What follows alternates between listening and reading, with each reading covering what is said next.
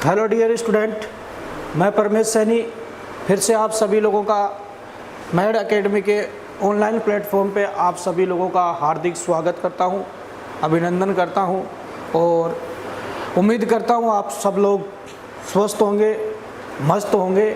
और इसी उम्मीद के साथ जो लास्ट क्लास में अपन ने केयर ऑफ न्यूबॉर्न पढ़ी थी, उस केयर ऑफ न्यूबॉर्न के रिगार्डिंग आज की अपनी जो क्लास होगी उसके अंदर उसके रिगार्डिंग आने वाले एमसीक्यूज, बनने वाले एमसीक्यूज जो कि आपके competitive exam point of view से वेरी इंपॉर्टेंट है, उनके बारे में अपन डिस्कस करेंगे विथ रैशनल।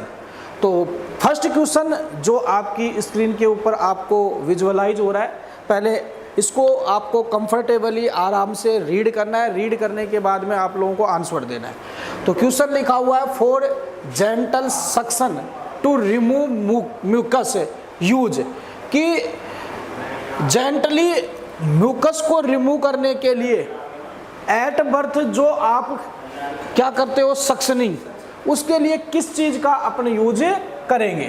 तो इसमें जो फर्स्ट जो ऑप्शन है, फर्स्ट ऑप्शन के अंदर अपन ने लिखा है कि जो यूजेज जो किया जाएगा वो किसका किया जाएगा, कैथेटर का किया जाएगा, या फिर जो यूज जो है वो आप किसका करोगे, पेप्टाइड का करोगे, या फिर आप यूज जो है वो बल्ब सीरीज का करोगे, या फिर किसका यूज करोगे, फिंगर का यूज करोगे, या सक्शन कैथेटर का यूज करोगे।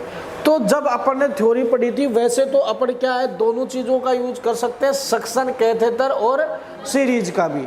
लेकिन यहाँ पर जो अपन यूज करेंगे डियर स्टूडेंट, वो किसका यूज करेंगे, अगर प्रायोरिटी पूछा जाए तो किसका, बल्ब सीरीज एंड सक्शन। वैसे आंसर क्या है, दोनों सही है, लेकिन अपन जो यूज करेंगे वो क्या करेंगे, बल्ब सीरीज। उसके बाद में नेक्स्ट अपन बात करते हैं। तो नेक्स्ट जो क्वेश्चन जो है, नेक्स्ट क्वेश्चन आप लोगों का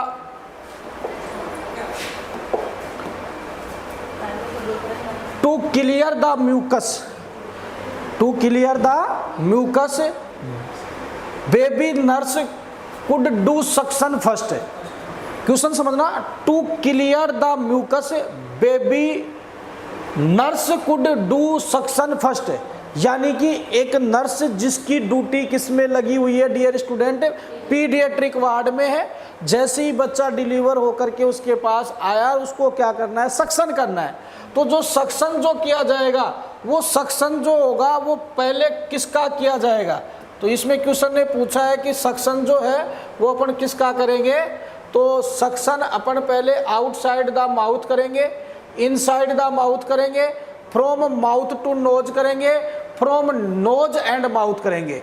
यानी कि क्वेश्चन में यहाँ समझना डू सक्शन फर्स्ट, कि सक्शन तो अपने को अपन ने केयर ऑफ न्यूबॉर्न में ऑलरेडी पढ़ा था। केयर ऑफ न्यूबॉर्न जब अपन ने पढ़ा था तो उस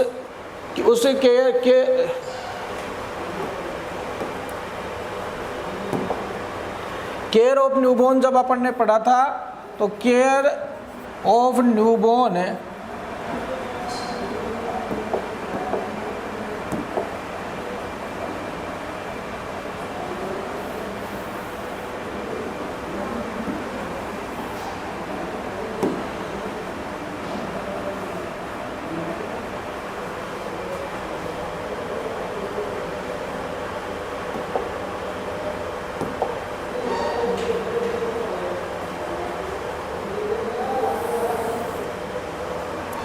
तो केयर ऑफ न्यूबॉर्न के अंदर अपन ने पढ़ा था dear student, care of newborn.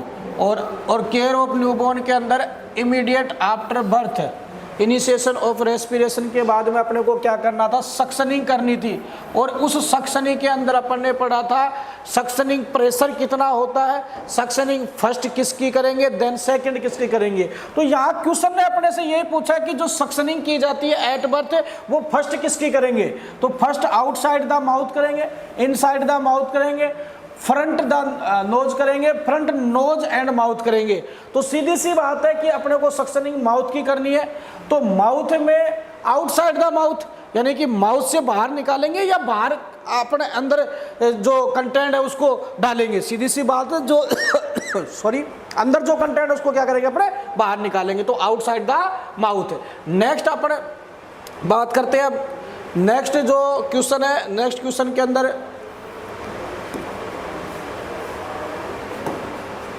Question number 3, और क्वेश्चन नंबर 3 आपकी स्क्रीन के ऊपर आपको विजुअलाइज हो रहा है। वही पहले क्वेश्चन को कंफर्टेबली आपको पढ़ना है, पढ़ने के बाद में आपको आंसर देना है। क्वेश्चन में लिखा हुआ है the umbilical cord dies and separately, dear student, umbilical cord dies and separately by aseptic necrosis in.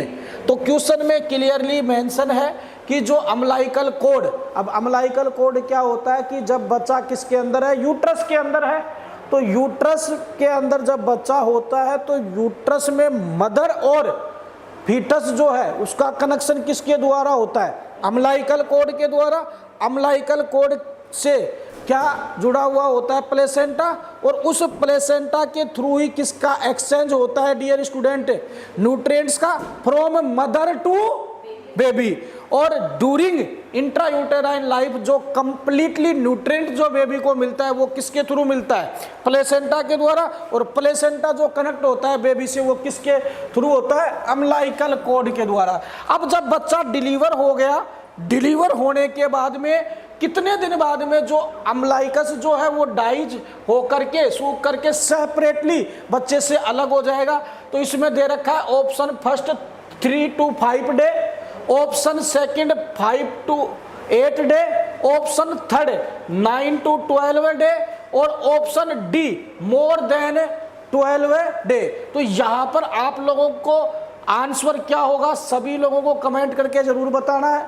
तो आप लोगों का जो आंसर होगा वो क्या होगा डियर स्टूडेंट, 5 to 8 डेज, यानी कि जैसे ही बच्चा डिलीवर हुआ, डिलीवर होने के 5 to 8 डेज के बाद में जो अम्लाइकल कोड जो है, अम्लाइकल कोड जो है वो डाइज होकर के सेपरेट हो जाएगा, किससे, बेबी से। देन नेक्स्ट अपन बात करते हैं किसकी डियर स्टूडेंट, तो नेक्स्ट क्वेश्चन आपका, पहले आराम से क्वेश्चन को रीड करो, रीड करने के बाद में क्वेश्चन को समझो कि क्वेश्चन क्या पूछना चाह रहा है। अपन क्या करते हैं, जल्दीबाजी करते हैं, जल्दीबाजी में क्वेश्चन पढ़ते नहीं है, आधा अधूरा क्वेश्चन पढ़ करके क्वेश्चन का जो ऑप्शन है उनको देख करके टिक कर देते हैं, और फिर पता लगता है कि ये क्वेश्चन तो मेरे को आ रहा था, पढ़ा हुआ था, ये तो मेरा गलती नहीं होना चाहिए था। तो देखो, the most important needs of newborn at birth, question ने क्या पूछा है डियर स्टूडेंट, कि जैसे ही प्रोडक्ट का मतलब यहाँ पर जो डिलीवरी के बाद में बेबी बॉय या बेबी गर्ल हुआ है उसको आफ्टर इमीडिएट बर्थ के बाद में क्या most important needs of newborn, कि न्यूबॉर्न की जो नीड्स जो होगी वो किसकी होगी। तो उसमें फर्स्ट लिखा हुआ है हंगिंग एंड किसिंग, हक करने की, और किसकी, देन इसके अलावा bathing and wrapping in the child, then इसके अलावा clear child airway, maintain temperature, then इसके अलावा keep the child in close contact with the mother. तो अब इसमें से ये सारी की सारी वैसे तो देखा जाए तो बेसिक नीड है, जो कि किसके बाद में कहीं ना कहीं जैसे अपन बात करते हैं हग, और किससे, इससे इमोशनल बॉन्डिंग बनेगी बच्चे के बीच में और मदर के बीच में, ये भी चाहिए, और उसको क्लीन भी करना है क्योंकि बहुत से फ्लूइड और ब्लड उसके ऊपर लगा हुआ है। लेकिन और साथ ही में क्लियर, लेकिन ये जो बाथिंग जो है वो किस में करेंगे, बच्चे को क्लीन किससे करेंगे, वो स्टेराइल और प्री वार्म कपड़े से करेंगे, क्लोथ से करेंगे। लेकिन इसमें सबसे इम्पोर्टेंट जो है, और क्वेश्चन ने अपने को पूछा मोस्ट इम्पोर्टेंट, तो वो है clear child airway and maintain temperature. क्यों, क्योंकि अपन ने ऑलरेडी पढ़ा है केयर ऑफ न्यूबॉर्न की प्रायोरिटी के अंदर भी सक्शनिंग करेंगे। सक्शनिंग के पीछे मेन पर्पज ही क्या है कि कोई ना कोई जो बॉडी फ्लूइड है वो किसी ना किसी तरीके से कहाँ पर जा सकता है, बच्चे के रेस्पिरेटरी ट्रैक्ट में, और रेस्पिरेटरी ट्रैक्ट में जाएगा तो O2 एंड CO2 का क्या नहीं होगा, एक्सचेंज नहीं होगा। और O2 और CO2 अगर एक्सचेंज नहीं हो रही तो रेस्पिरेटरी डिफिकल्टी होगी या नहीं होगी, यस और नो। तो उस रेस्पिरेटरी डिफिकल्टी को क्या करने के लिए, प्रिवेंट करने के लिए क्या करेंगे, clear airway and maintain temperature. और टेम्परेचर क्यों मेंटेन करना जरूरी है, क्योंकि बच्चा डिलीवर हुआ है, और डिलीवर होने के बाद में बच्चा इंट्रायूटेराइन लाइफ से एक्सटर्नल वर्ड में आया है तो बच्चे के अंदर टेंडेंसी रहती है कि बच्चा हाइपोथर्मिया के अंदर जा सकता है, तो बच्चे को प्री वार्म लीनर के अंदर अपन कवर करेंगे और साथ ही में बच्चे का पहले क्या करेंगे कि एयरवे जो है उसको अपन क्या करेंगे डियर स्टूडेंट मेंटेन करेंगे। देन उसके बाद में डियर स्टूडेंट नेक्स्ट क्वेश्चन अपन बात करते हैं। पहले क्वेश्चन को आराम से आप सभी लोग रीड करो, रीड करने के बाद में ये फाइंड आउट करो कि क्वेश्चन ने क्या पूछा है। देन उसके बाद में ऑप्शन पढ़ो, ऑप्शन में कौन सा सही आंसर है उस सही आंसर के बारे में पता लगाने की कोशिश करो जिससे कि आपका आंसर सही हो। तो पढ़ते हैं क्वेश्चन को, क्या पूछा है क्वेश्चन को प्यारे बच्चों। तो क्वेश्चन पूछ रहा है a newborn cry vigorously and extremities are pink which not required in such condition कि एक बच्चा जो है वो विर्गेसली क्राई कर रहा है यानी कि जोर से क्राई कर रहा है, एक्सट्रीमिटीज जो है वो पिंक है और आपने इसका मत और एक्सट्रीमिटीज क्या है पिंक है। तो ऐसी कंडीशन में, कौन सी कंडीशन में, जब बच्चा अच्छे से वर्गेसली क्राई कर रहा है, एक्सट्रीमिटीज यानी कि लोअर एक्सट्रीमिटीज और अपर एक्सट्रीमिटीज वो क्या है पिंक है, which not required in such condition कि इस प्रकार की कंडीशन में नीचे दिए गए इन चार ऑप्शंस में से किसकी रिक्वायरमेंट नहीं होगी। तो ऑप्शन फर्स्ट तो ये कहता है कि keep warm and removing exposing the body. Then इसके अलावा blow air to piece, then nasal clearing, oxygen therapy. तो डियर स्टूडेंट इसका मतलब ये क्वेश्चन किसका है, एबगार स्कोरिंग का। और एबगार स्कोरिंग के अंदर अपन ने पढ़ा था कि स्कोरिंग दी जाती है किसके आधार पर, इन 5 कैरेक्टरिस्टिक्स के आधार पर। 5 कैरेक्टरिस्टिक्स कौन से, appearance, pulse, grimace, activity and respiration. अब इसमें 2 कंडीशन दे रखी है यानी कि ग्रीमियक का मतलब हो गया क्या रिफ्लेक्स, और रिफ्लेक्स के अंदर अपन ने पढ़ा था कि या तो बच्चा रेस्पॉन्स नहीं करे जिसको अपन बोलते हैं फ्लैसिड, या बच्चा बहुत ज़्यादा उंगली करने पे क्या कर रहा है थोड़ा ही बहुत रेस्पॉन्स कर रहा है, बच्चा क्या है हाइपो एक्टिव है। और साथ ही में अगर बच्चे को कोई भी चीज़ अपन ने जुमाए तो वो वर्गीयसली, या फिर मैं करूँ इसको बोल सकता हूँ कि फुली बच्चा क्या कर रहा है क्राई कर रहा है, फुली या वर्गीयसली क्राई कर रहा है, इसका मतलब इसका 2 नंबरिंग हो गई। और कंप्लीटली एक्सट्रीमिटीज क्या है पिंक, यानी कि अपीयरेंस के अंदर 2 चीज़ें देखी जाती है, स्किन का कलर देखा जाता है, कंप्लीटली अगर क्या है ब्लू है, कंप्लीटली बॉडी का कलर क्या है ब्लू कलर है, ब्लू कलर के अंदर 0 नंबरिंग दी जाती है। एक्सट्रीमिटीज अगर क्या है, एक्सट्रीमिटीज के अंदर तो एक्रोसाइनोसिस है यानी एक्सट्रीमिटीज के अंदर तो प्रॉपर क्या नहीं हो रही ऑक्सीजन सप्लाई, और अदर बॉडी पार्ट क्या है नॉर्मल है, तो इसको अपन बोलेंगे एक्रोसाइनोसिस, यानी कि एक्सट्रीमिटीज में साइनोसिस है, लैक ऑफ ऑक्सीजन है, और अदर बॉडी ऑर्गन जो है वो नॉर्मल कलर के है, तो इसको तो अपन बोलते हैं एक्रोसाइनोसिस। इसमें अपन 1 नंबरिंग देते हैं इस कंडीशन में 1। और अगर कंप्लीट बॉडी क्या होती है पिंक कलर की, तो इसके अंदर अपन 2 नंबरिंग देते हैं। तो इसका मतलब ये दोनों ही कंडीशन क्या है नॉर्मल कंडीशन है, जो तो ये इंडिकेट कर रही है कि बच्चा बिल्कुल नॉर्मल है। तो मेरे को बताओ जब बच्चा नॉर्मल है तो ऑक्सीजन थेरेपी देने की आवश्यकता पड़ेगी क्या, क्या फिर उसको मारना है और ज़्यादा ऑक्सीजन दे करके, क्योंकि अति भी हर चीज़ की खराब है। अरे यस और नो, किसी चीज़ की डेफिशिएंसी होना उसकी वजह से भी कोई ना कोई दिक्कत बॉडी के अंदर हो सकती है, किसी चीज़ की बॉडी के अंदर बहुत ज़्यादा क्वांटिटी बढ़ जाना उसकी वजह से भी प्रॉब्लम हो सकती है। तो इस क्वेश्चन में अपने से पूछा ही ये गया था कि एक बच्चा है जो बहुत अच्छे से क्राई कर रहा है, कब, जब किसी तरीके का कोई स्टिमुलस उसको लगा रहे, और साथ ही में बच्चे की जो बॉडी है वो पिंक कलर की है। तो ऐसी कंडीशन में इन 4 ऑप्शन में से कौन सी चीज़ अपने बच्चे को नहीं देंगे, तो अपन ऑक्सीजन थेरेपी नहीं देंगे। तो क्या आपको पढ़ाए हुए क्वेश्चन अच्छे से समझ में आ रहे, सारे के सारे बच्चे आंसर कर पा रहे।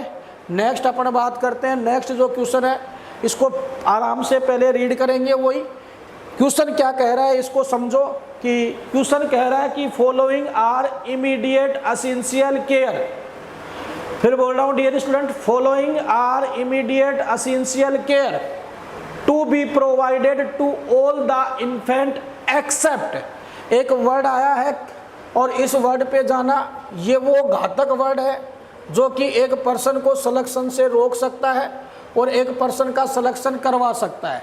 कैसे? क्योंकि दो चीज़ें आती है, एक आता है एक्सेप्ट और एक आता है एक्सपेक्ट।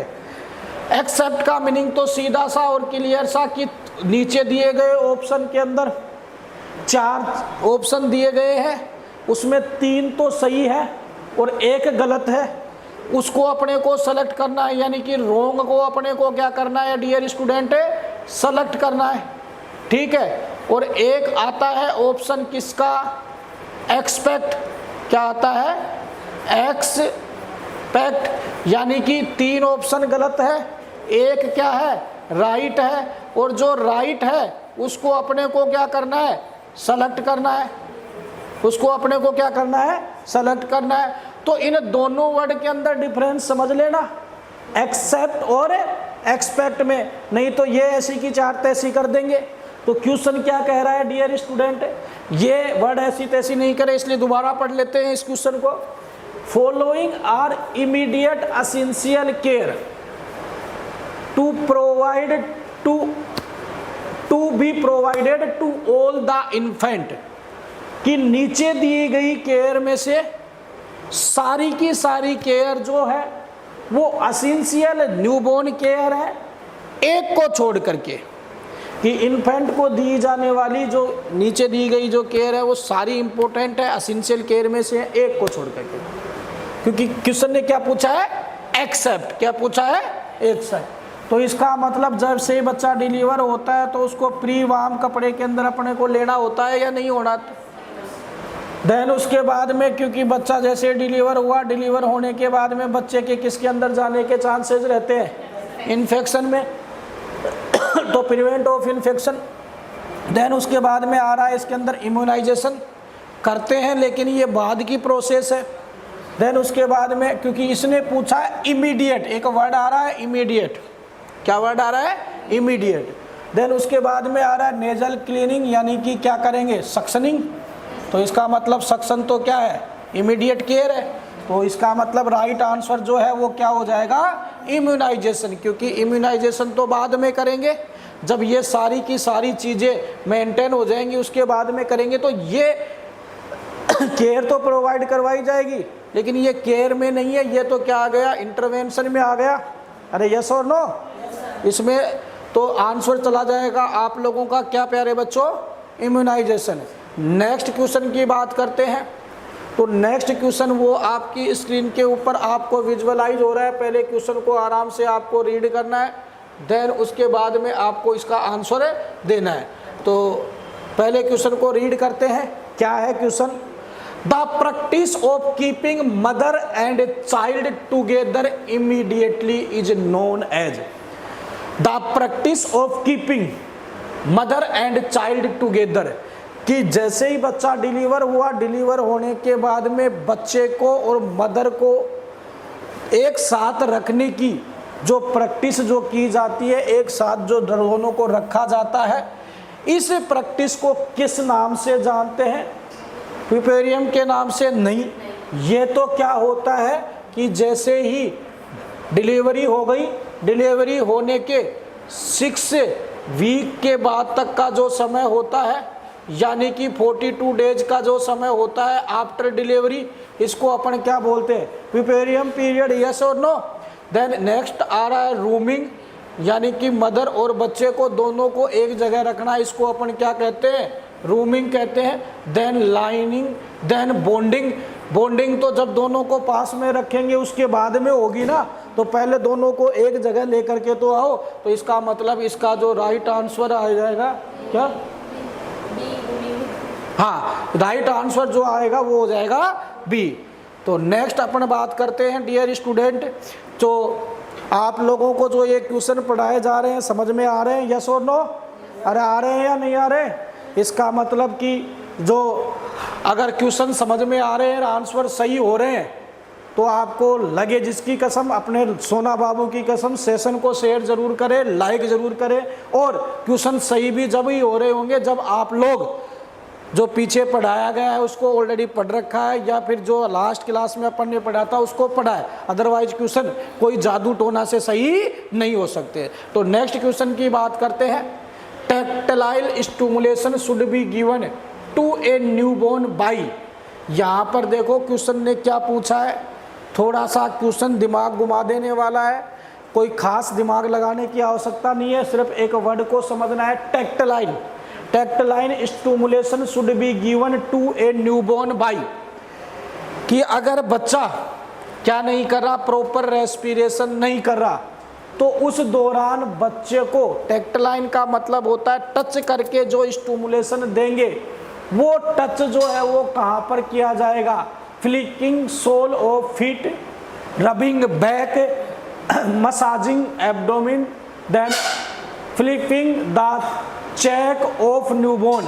या इसमें फ्लिकिंग ऑफ चेक नहीं है, यहाँ पर आएगा चेस्ट ऑफ न्यूबॉर्न। क्या आएगा dear student, chest of newborn.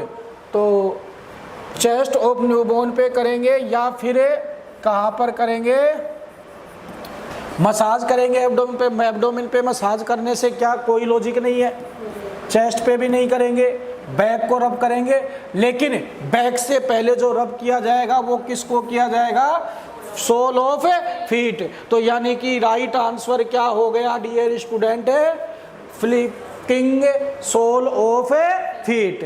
तो क्वेश्चन उम्मीद करता हूं कि समझ में आया होगा, यस और नो। नेक्स्ट क्वेश्चन की बात करते हैं। तो नेक्स्ट क्वेश्चन आपकी स्क्रीन के ऊपर सीधा सिंपल पिद्या सा क्वेश्चन है, ठीक है। और जो भी आप जल्दीबाजी में एग्जाम में देखते अरे ये भी कोई क्वेश्चन है, एग्जामिन क्या है, पागल है।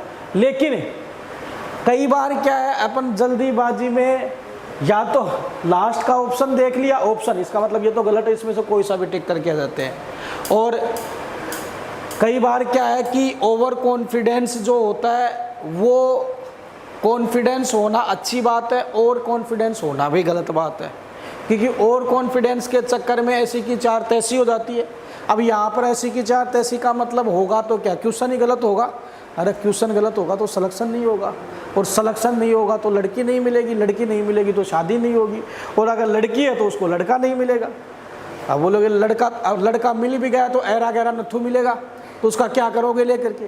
तो अच्छे को पाने के लिए अच्छा करना पड़ता है, और अच्छा करने के लिए कुछ ना कुछ अचीव करना पड़ता है, और कुछ अचीव करने के लिए हार्ड वर्क करना पड़ता है। तो ज़्यादा अब आप लोगों को बताने की आवश्यकता नहीं है, क्योंकि सारे के सारे आप भारतीय हो, सारे के सारे आप लोग एडल्ट हो। तो यहाँ पर क्वेश्चन ने पूछा है NICU, इसका मतलब क्या होता है। तो पहला तो गलत होगा, निविन इंटेंसिव केयर नहीं जी, ठीक है। इसके अलावा सेकंड जो है नियोनेटल इंटेंसिव केयर यूनिट, ये सही है, बिल्कुल सही है। इसके अलावा थर्ड फिर गलत क्यों है, थर्ड गलत इसलिए इस पे आ गया न्यूबॉर्न नहीं होता है, नियोनेट होता है। इसके अलावा फोर्थ जो है ये आ रहा है न्यूबॉर्न इंटरमीडिएट केयर ऑप्शन, नहीं ये भी गलत है। तो राइट आंसर जो है वो क्या हो गया आपका डियर स्टूडेंट, बी। और बी के अंदर अपन ने पढ़ा कि नियोनेटल इंटेंसिव केयर यूनिट जो होता है वो NICU की क्या होती है, फुल फॉर्म होती है। नेक्स्ट क्वेश्चन आज के अपने सेशन का, इसके अंदर कैपस ससिटेनम इज, यहाँ पर एक टर्मिनोलॉजी लिखी है कैपस ससिटेनम। तो कैपस ससिटेनम का क्या मीनिंग होता है ये आप लोगों को इसके अंदर बताना है। तो पहले आप चारों ऑप्शन को पढ़ो। बर्थ मार्क्स है, फर्स्ट ऑप्शन है कि कैपस ससिटेनम का मतलब बर्थ मार्क्स है क्या। सेकंड ऑप्शन है कि कैपस ससिटेनम का मतलब swelling on the face of the baby है क्या। थर्ड है कैपस ससिटेनियम का meaning collection of fluid under scalp है क्या। और फोर्थ ऑप्शन है swelling will not cross the suture lining है क्या। तो डियर स्टूडेंट आपको पता होना चाहिए कि कैपस ससिटेनियम क्या होता है। जैसा कि अपन ने लास्ट क्लास के अंदर पढ़ा था कि एट बर्थ बच्चे के हेड को अपन क्या करते हैं, असेस करते हैं, और असेस करने के दौरान अपन बच्चे को मोल्डिंग के लिए असेस करते हैं। मोल्डिंग का मतलब होता है overlapping of cranial nerve due when baby passing through the mother pelvic bony area, की मदर पेल्विक बोनी एरिया से जब बच्चा पास होता है तो उस दौरान क्रेनियल नर्व और बोन का ओवरलैपिंग हो जाता है। उसकी वजह से दो कंडीशन और अकर हो सकती हैं। वो कौन कौन सी अकर हो सकती है? एक होता है कैपेसिटेनम और एक होता है सिपेल हीमेटोमा। तो कैपेसिटेनम और सिपेल हीमेटोमा होता क्या है? तो कैपेसिटेनम का मीनिंग तो होता है डियर स्टूडेंट कि कैपेसिटेनम, और एक होता है सिपेल हीमेटोमा, और एक होता है आपका कैपेसिटेनियम। कैपेसिटेनियम का मीनिंग तो होता है कलेक्शन हो जाना, कलेक्शन हो जाना किसका? फ्लूइड का। अब ये फ्लूइड का कलेक्शन क्या हो जाना? Collection of fluid. अब ये कलेक्शन ऑफ फ्लूइड जो होगा वो किसके बीच में होगा? Scalp and periosteum, periosteum. अब पेरिओस्टियम का मतलब होता है outer layer of bone, outer layer of bone. Then इसके अलावा सिपेल हीमेटोमा का meaning collection of blood, sorry collection of blood. कहाँ पर कलेक्शन ऑफ ब्लड होगा? ये होगा बोन। कौन सी bone? Scalp bone, bones bone and its periosteum, its periosteum. यानी कि जो स्काल्प बोन है उस स्काल्प बोन की जो आउटर लेयर है उसके बीच में, और जो बोन है अंदर की साइड, बोन के अंदर और बोन की बाहर की साइज, बाहर की जो लेयर है उसके बीच में किसी तरीके का क्या जमा हो जाना? ब्लड जमा हो जाना, फ्लूइड जमा हो जाना, इसको अपन बोलते हैं सिपेल हीमेटोमा। क्या बोलते हैं? कि collection of blood between bone और इट्स पेरिओस्टियम। यानी कि ये बोन है और ये बोन की बाहर की लेयर है, इसके बीच में क्या जमा हो रहा है? ब्लड। क्या जमा हो रहा है? ब्लड। इसको तो अपन बोलेंगे सिपेल हीमेटोमा, सिपेल हीमेटोमा। जब मेरे को बताओ ये बोन और बोन की आउटर लेयर के बीच में हो रहा है तो क्या ये सूचर लाइन को क्रॉस करेगा? तो ये तो सूचर लाइन को क्रॉस नहीं करेगा। Can note cross suture line, can note cross suture line, can note cross suture line. यहाँ पर जो फ्लूइड जमा हो रहा है वो किस किस के बीच में जमा हो रहा है? वो पेरिओस्टियम और स्काल्प। स्काल्प क्या है? Outer covering of foetus, sorry outer covering of head, outer covering of head जो होती है जिसके नीचे फिर क्या होते हैं? हेयर। उस लेयर के लेकर के, और जो पेरिओस्टियम यानी कि बोन की जो आउटर लेयर है, यानी कि बोन की ये आउटर लेयर, इस लेयर से लेकर के और जो आउटर कवरिंग होती है अपनी हेड की, उसके बीच में क्या जमा हो जाना? फ्लूइड जमा हो जाना। इसको अपन बोलते हैं कैपेसिटेनम। तो ये फ्लूइड तो बोन की आउटर लेयर और जो ये हेड की कवरिंग है इसके बीच में जमा हो रहा है, तो ये किसको कवर क्रॉस कर सकता है? Can cross suture line. अरे दोनों चीजें समझ में आई क्या? कैपेसिटेनियम क्या होता है, सिपेल हीमेटोमा क्या होता है। बोन और बोन की आउटर लेयर के बीच में क्या जमा हो जाना, ब्लड जमा हो जाना, कैपेसिटेनम। पेरिओस्टियम यानी कि जो बोन होती है, कौन सी बोन, क्रेनियन जो बोन होंगी, उस बोन की आउटर लेयर और जो अपना हेड जो होता है उसकी जो कवरिंग होती है उसके बीच में फ्लूइड जमा हो जाना। तो अब ये फ्लूइड तो इसका मतलब बोन और आउटर लेयर के बीच में एक सूचर लाइन को क्रॉस कर जाएगा। ये क्रॉस नहीं करेगा। ये तो जो कैपेसिटेनम एट बर्थ अकर होता है, ये बर्थ के बाद में अकर होगा। आप पूछा है क्वेश्चन ने, अब आ जाओ क्वेश्चन पे। क्वेश्चन ने क्या पूछा है? तो क्वेश्चन ने पूछा है क्या यह बर्थ मार्क्स है क्या? नहीं है जी। तो फर्स्ट जो ऑप्शन है वो तो हो गया गलत। बर्थ मार्क्स अपन आगे पढ़ेंगे, जो कि एट बर्थ देखने को मिलते हैं वो कौन कौन से होते हैं वो अपन आगे डिटेल में पढ़ेंगे। तो बर्थ मार्क्स नहीं है। बर्थ मार्क्स के अंदर आएगा टिलेंगिंग कैटेनेटिक नेवी, जिसको पोर्ट वाइन साइन हो गया, स्ट्रॉबेरी साइन हो गया, मंगोलियम स्पोर्ट हो गया, मिला हो गया, ये अपन आगे पढ़ेंगे। तो बर्थ मार्क्स नहीं है। Swelling on face of the body, body के फेस के ऊपर स्वेलिंग नहीं है। Collection of fluid under scalp, जी हाँ, अभी तो अपन ने पढ़ा था कि स्काल्प और पेरियोस्टियम के बीच में किसका कलेक्शन है? फ्लूइड का। और swelling will not cross suture line, गलत।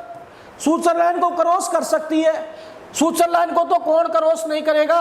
हीमेटोमा अगर हो रहा है, हीमेटोमा हो रहा है, हीमेटोमा हो रहा है तो वो क्रॉस नहीं करेगा, ये तो क्रॉस करेगा। अरे ये तो क्रॉस करेगा, क्योंकि यहां पर फ्लूइड का कलेक्शन किस किस के बीच में? स्काल्प के बीच में और बोन की आउटर लेयर के बीच में हो रहा है, तो ये भी गलत है हो गया। तो इसका मतलब राइट आंसर आपका सी। तो ये इसका आंसर भी सक्सेसफुली अपन ने कर लिया। तो आज का जो अपना सेशन था उसके अंदर जो अपन ने क्वेश्चन डिस्कस किए, उम्मीद करता हूं ये आप लोगों को समझ में आए होंगे। तो ऐसे ही और इम्पोर्टेंट वीडियो के लिए आप हमारे चैनल को लाइक, शेयर और सब्सक्राइब करना न भूलें। ज़्यादा से ज़्यादा बच्चों के साथ इसको सब्सक्राइब शेयर करें, जिससे कि ज़्यादा से ज़्यादा आपके साथियों तक इसकी इन्फॉर्मेशन पहुंच सके और मैक्सिमम बच्चे हमारे इस YouTube चैनल के माध्यम से जो कंटेंट आप लोगों तक पहुंचाया जा रहा है उसका बेनिफिट मिल सके, आपके साथ साथ दूसरों का भी भला हो सके। तो क्योंकि कहा गया है कर भला तो हो भला। तो उम्मीद करता हूं कि आपका आज का जो सेशन है आपके लिए यूजेबल होगा, समझ में आया होगा। और इसी उम्मीद के साथ आज के जो अपनी क्लास है वो यहीं पर ख़त्म होती है। मिलते हैं नेक्स्ट क्लास में नेक्स्ट इम्पोर्टेंट कंटेंट के साथ। तब तक के लिए अपना और अपनों का ख्याल रखें। जय हिंद, वंदे मातरम।